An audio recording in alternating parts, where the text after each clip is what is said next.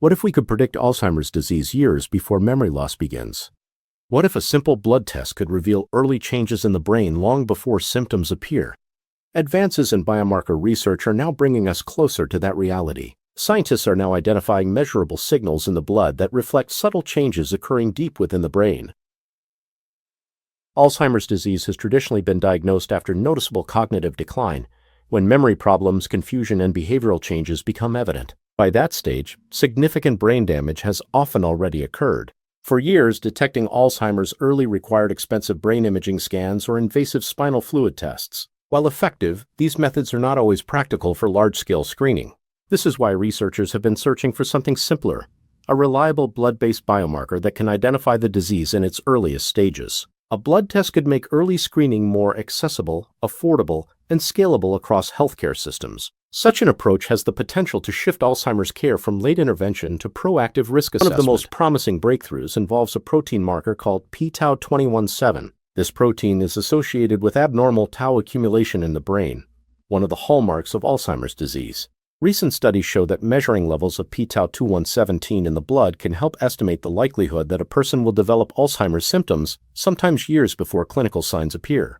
By analyzing this biomarker alongside other clinical data, researchers are building predictive models that may help determine not only risk, but also the potential timing of symptom onset. This shifts Alzheimer's from a reactive diagnosis to a potentially predictive one. Importantly, blood-based testing is far less invasive and more scalable than traditional cerebrospinal fluid analysis or advanced imaging. As validation studies continue, p-tau217 may become a central component of routine early detection risk assessment in clinical practice. Many emerging Alzheimer's therapies aim to slow disease progression, but they are most effective when started early, before extensive neuronal damage occurs.